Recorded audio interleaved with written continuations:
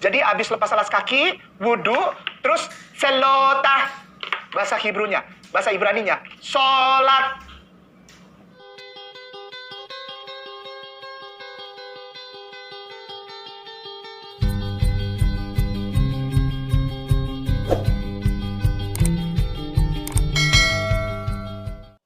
Halo teman-teman, berjumpa lagi dengan Brother Phil.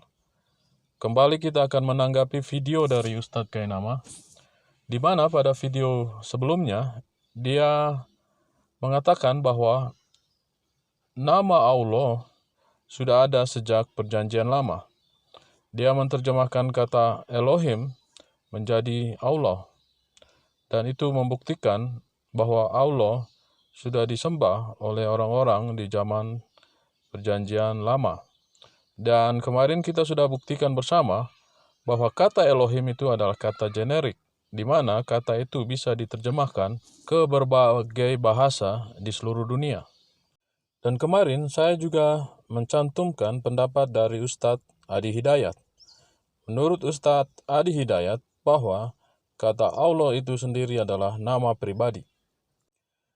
Kali ini kita akan menanggapi video lain dari Ustadz Kainama, yaitu sambungan dari video yang kemarin, bagian yang kedua. Berikut pernyataan Ustadz Kainama. Apa? Ketik saja, ini bahasa Indonesia. Nanti pilihnya yang versi paralel ya. Ketik saja Keluaran 3.5 versi paralel. Versi paralel. Ya sudah, Keluaran pasal 3 ayat 5 paralel. Ya, buka. Di situ tertulis, ya. Di situ tertulis begini, lalu ia berfirman, janganlah datang dekat-dekat, tanggalkanlah kasutmu dari kakimu, sebab tempat di mana engkau berdiri itu adalah tanah yang kudus. Jadi kalau kita mau masuk ke tanah kudus, ke tempat ibadah yang kudus, lepas alas kaki, kasut itu alas kaki, sepatu, sandal, buka. Sudah? Ya, tandanya bahwa ini adalah agama dari Allah, ketika dia beribadah, dia lepas alas kaki. Buddha sama Hindu lepas alas kaki. 1 poin, silakan. Oke teman-teman, kita baru saja dengarkan bersama bagaimana pernyataan Ustadz Kainama. Dia menggiring saudara-saudara muslim seakan-akan apa yang dilakukan oleh Musa sama dengan apa yang dilakukan oleh saudara-saudara muslim di dalam masjid. Sementara yang dilakukan Musa adalah dia berhadapan dengan Tuhan secara langsung. Jika kita mengikuti standar Ustadz Kainama, artinya Musa tidak melakukan wudhu waktu bertemu dengan Tuhan. Yang dilakukan Musa adalah hanya melepaskan alas kaki. Pertanyaannya adalah, apakah boleh memasuki masjid hanya melepaskan alas kaki tanpa melakukan wudhu? Tentu saja jawabannya tidak. Jadi, apa yang dilakukan Musa tidak seperti apa yang dilakukan saudara-saudara muslim ketika memasuki masjid. Ya, setelah itu, sambung yuk, sambung lagi. Keluaran nomor 5 sekarang. Keluaran sama versi paralel. Keluaran 30:20. Ketik aja begitu, Keluaran versi paralel. Ada versi paralelnya ya. Ada versi paralel 30:20 versi paralel. Saya bacakan. Ya, saya bacakan. Setelah buka alas kaki, apabila mereka masuk ke dalam kemah pertemuan atau tempat rumah ibadah, tabernakel, rumah ibadah ya, haruslah mereka membasuh tangan dan kaki dengan air supaya mereka jangan mati. Wudhu. Habis lepas alas kaki, wudhu ya. Wudhu. Ya, oke. Bukan saya yang bilang, oh ini ngutik-ngutik. Enggak. Saya hanya mengikuti alur sejarah. Bahwa di dalam sejarahmu dikasih tahu bahwa nama Tuhannya Allah dan dia mengeluarkan tatanan itu ya. Oke, kembali kita lihat bersama bagaimana Ustadz Kainama menggunakan ilmu comotmologi. Awalnya dia mengambil Keluaran 3 ayat 5 di mana Musa melepaskan alas kaki. Dan dia merujuk itu kepada tradisi Islam melepaskan alas kaki ketika memasuki masjid. Sekarang Ustadz Kainama melompat ke Keluaran 30 ayat 20 yang berbicara tentang tugas imam ketika mereka memasuki bait suci. Mari kita membaca Keluaran 30 mulai dari ayat 19 yang tidak dibaca oleh Ustadz Kainama. Maka Harun dan anak-anaknya haruslah membasuh tangan dan kaki mereka dengan air dari dalamnya. Apabila mereka masuk ke dalam kemah pertemuan, haruslah mereka membasuh tangan dan kaki dengan air, supaya mereka jangan mati. Demikianlah juga apabila mereka datang ke mesbah itu untuk menyelenggarakan perbaktian dan untuk membakar korban api-apian bagi Tuhan. Oke, kita sudah membacakan bersama Keluaran 30 ayat 19 sampai dengan 20, di mana yang diperintahkan di sana adalah Imam Harun dan anak-anaknya ketika mereka memasuki kemah pertemuan, yaitu bait suci. Dan juga di sana dikatakan mereka harus mencuci. Apa yang dicuci? Membasuh. Membasuh apa? Tangan dan kaki dengan air. Jadi kalau kita bandingkan proses wudhu yang dilakukan saudara muslim dengan apa yang dilakukan oleh Imam Harun dan anak-anaknya sangat berbeda. Mereka hanya membasuh tangan dan kaki. Dan itu pun hanya mereka. Karena mereka akan memasuki kemah pertemuan di mana mereka mengadakan korban, membakar korban api-apian. Apakah di dalam Islam mempercayai membakar korban api-apian yang merujuk kepada Yesus yang disalib, di mana orang-orang Israel dulu ketika mereka melakukan dosa, mereka membawa korban api-apian bagi Tuhan. Apakah Muslim mengakui upacara tersebut?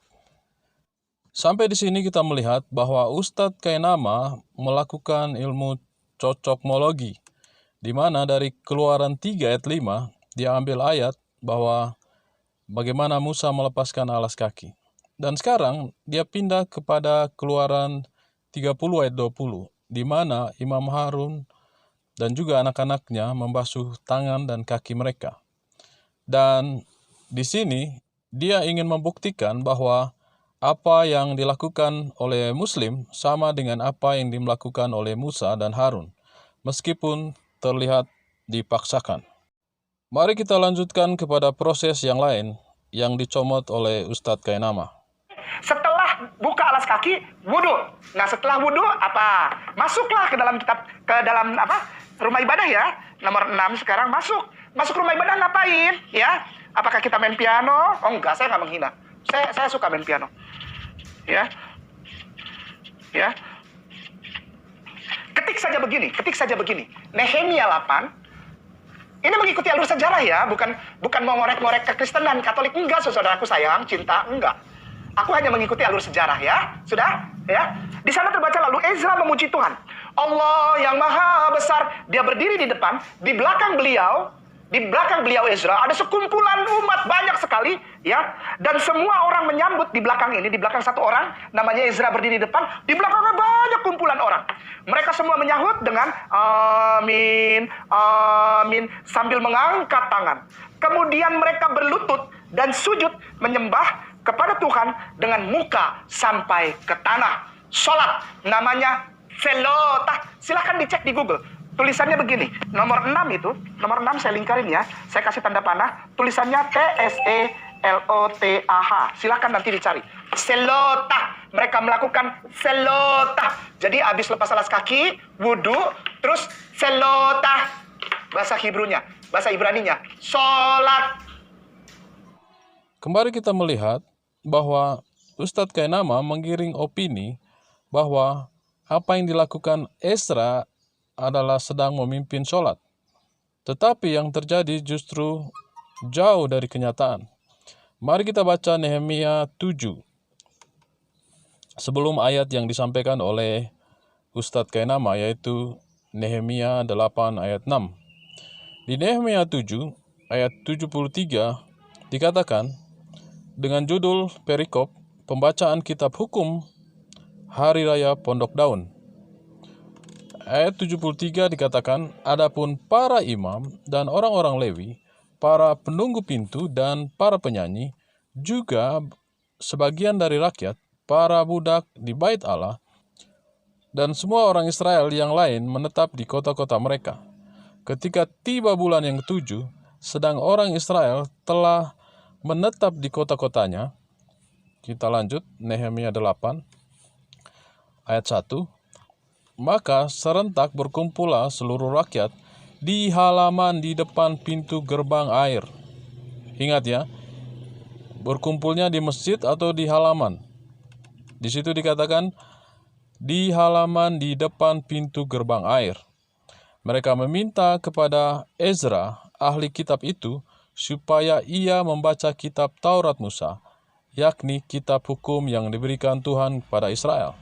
Jadi apa yang dilakukan di sana adalah mereka meminta Ezra membacakan kitab hukum yang diberikan Tuhan kepada Israel, bukan lagi sholat. Ayat 5, Ezra membuka kitab itu di depan mata seluruh umat, karena ia berdiri lebih tinggi dari semua orang itu. Pada waktu ia membuka kitab itu, semua orang bangkit berdiri.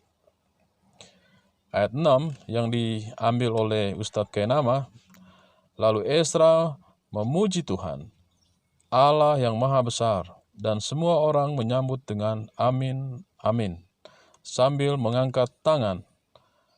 Kemudian mereka berlutut dan sujud menyembah kepada Tuhan dengan muka sampai ke tanah. Jadi, kita lihat di sini apa yang dilakukan Ezra. Dia hanya membacakan kitab hukum yang diberikan Tuhan kepada Israel. Bukan di dalam masjid, bukan di tempat ibadah, tetapi di depan pintu gerbang. Dan Ezra berhadapan muka dengan mereka. Bukan umatnya berada di belakang seperti yang disampaikan oleh Ustadz Kainama. Kita sambung lagi, masih ada beberapa.